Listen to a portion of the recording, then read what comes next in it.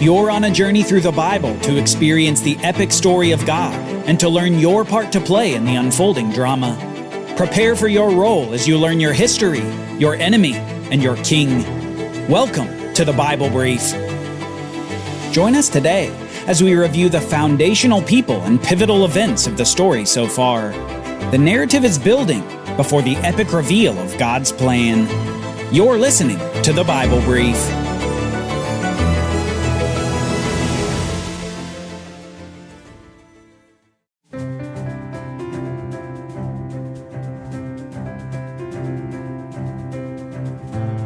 We've learned a lot so far through the foundational books for the rest of the Bible. We've met lots of people, been lots of places, and explored the beginnings of the plan of God to save a world that has gone astray.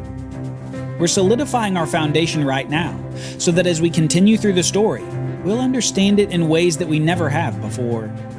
So let's review the basic story so far, and the people involved. We start with the first family that we meet in the Bible story.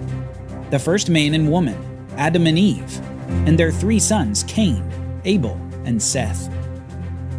Adam and Eve were the first humans created by God and were made in God's image and likeness. Adam was made from the dust of the ground, and then Eve was made from a rib out of Adam. God told this first couple, "Be fruitful and multiply and fill the earth and subdue it. Rule the fish of the sea, the birds of the sky, and every creature that crawls on the earth." Adam and Eve got to enjoy the wonderful Garden of Eden until they disobeyed the mandate.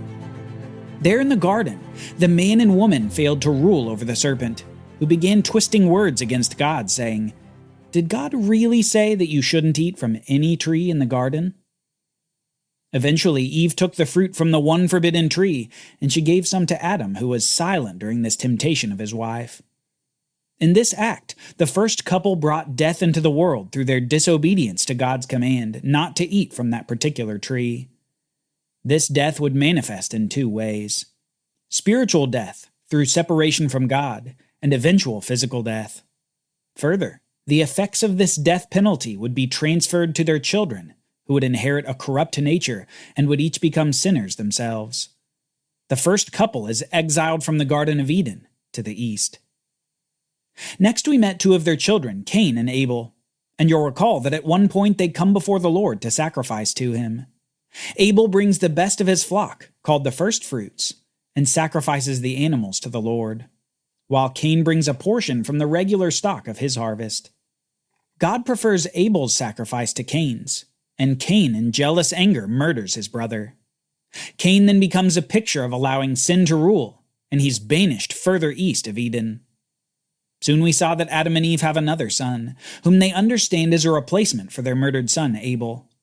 The new son's name is Seth, and they understand that it will be through Seth that the promised seed of the woman would come to defeat the evil serpent. So the first family was Adam and Eve, and their three sons, Cain, Abel, and Seth. While Adam and Eve had other sons and daughters, the Bible puts a laser focus on just these three sons. Many generations later, we meet the man Noah, a descendant of Seth. Noah is probably best remembered alongside his masterpiece, the big boat called the Ark that housed his family and many animals. They took refuge in this ark when God flooded the earth to do a reset of humanity through Noah's family. After the flood, Noah sacrificed to the Lord, and God responded to this faithful act by instituting the Noahic covenant, God's promise to never again flood the earth in judgment. God signified this covenant with the rainbow. Soon after this promise, however, we saw drama in Noah's family. After Noah becomes drunk on wine, which is a callback to sinning with the fruit back in the garden, we see two of his children honor him, while one dishonors him. One of Noah's sons comes in and sees his father's nakedness, and instead of covering him up, he goes and tells his brothers. This was a wicked and ungodly thing to do. Back when Adam and Eve were naked in the garden, God gave them a covering. Noah's son, instead, decides to spread the news of his father's nakedness in a shameful way. Noah's two righteous sons, however, refuse to look on their father's nakedness and cover him up instead. As a result, we see the cursing of Noah's grandson, Canaan, the son of the son who dishonored Noah. Noah said this, Cursed be Canaan. A servant of servants shall he be to his brothers. This is the first indication we get that Canaan's descendants will serve the descendants of the righteous two sons of Noah. And this becomes important as we continue in the narrative.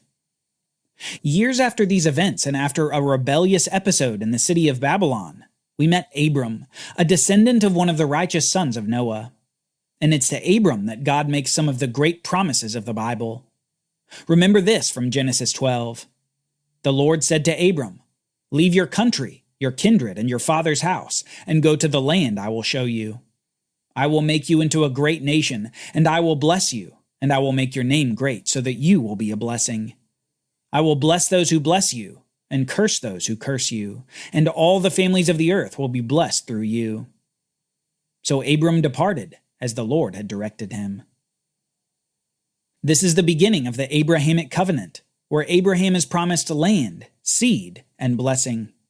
The land of Canaan, seed and abundance, and blessing to the world through a particular seed of Abraham. One thing to note here is that we see the curse on Canaan already playing out in this promise. The land where Canaan's descendants reside is given over to the descendants of one of Noah's righteous sons. Now, in these promises, the old man Abram was promised descendants, and we soon see him trying to accomplish what was promised through his own effort. So Abram sleeps with Hagar, his wife's servant, because his wife Sarai was old and barren. 9 months later, Hagar has a son named Ishmael. Abram assumes that God will accomplish his promises through Ishmael, but God says to Abram, no, it will be through a son from his wife Sarah that God will accomplish his promises.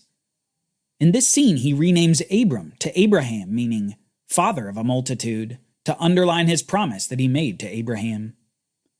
And so later we meet Isaac, the son of the promise, whom Sarah has when she is 90 years old and Abraham is 100 years old. God miraculously provides a son to this very old couple. A generation later, we meet Isaac's twin boys, Esau the older and Jacob the younger. Remember, God had said to their mother before they were born that 2 nations are in your womb, 2 peoples will come from you and be separated. One people will be stronger than the other, and the older will serve the younger. In their lives, we saw this begin to play out. Using deceitful methods, Jacob, the younger brother, gains the birthright and the blessing, both belonging to his older brother Esau. Later, Jacob has a wrestling encounter with God who changes his name to Israel, meaning something like struggles with God. Jacob through his life has struggled for blessing, yet now being renamed Israel, he no longer has to struggle and deceive for blessing. Instead, he simply receives and becomes a participant in the blessing first promised to his grandfather. It would be through the lineage of Abraham, Isaac, and Israel that the great blessing to all the nations of the world would come. Now the man Israel has 12 sons, and we focused on one of those sons in particular who is sold into slavery by his brothers. He ends up in Egypt. This son, Joseph, through the gift of dream interpretation given to him by God, rises to second in command of the country of Egypt, and he saves many nations through a 7-year famine. And it's in the context of this famine that Israel's other 11 sons come to Egypt for food. Eventually, the whole nation, the father Israel and the 12 sons, move to Egypt to outlast the famine. Many, many years pass, and around 400 years later, the sons of Israel have been fruitful and multiplied to become the 12 tribes of Israel.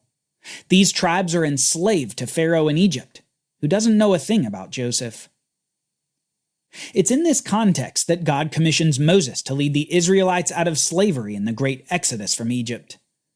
At this commissioning, God reveals his name to Moses, Yahweh, a 4-letter name often translated as, I am who I am. In this name, God is expressing his identity as the one who was, who is to come, the one who simply exists, the one who has always and will always exist.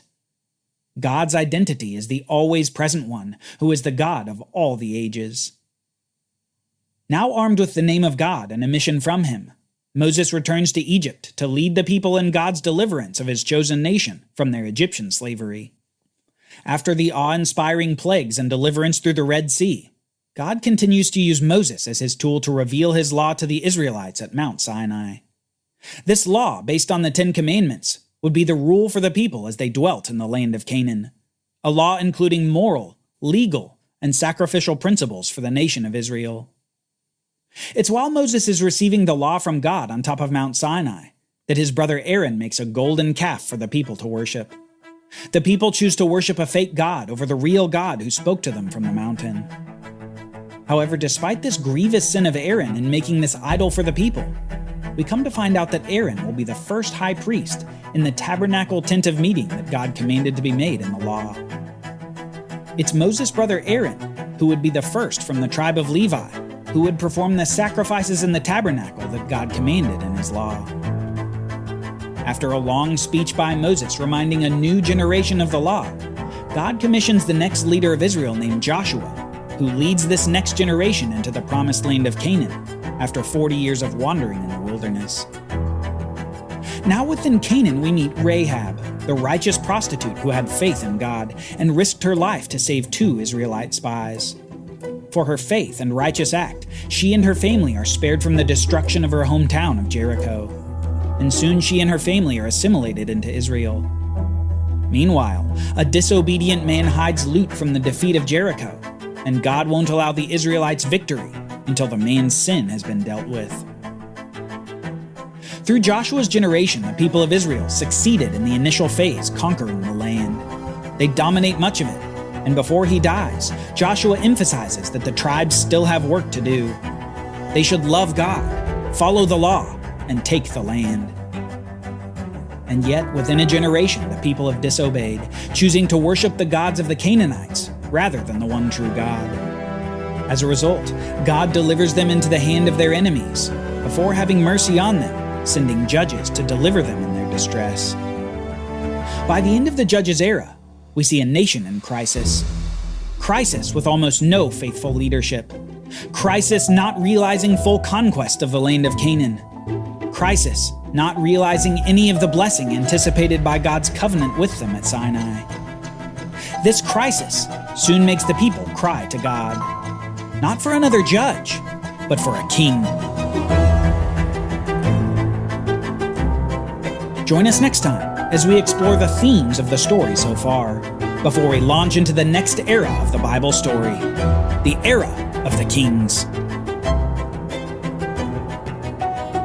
For Bible readings, reflection questions, and quizzes, don't miss the Bible Brief app, available on iOS and Android, so you can go deeper into the story.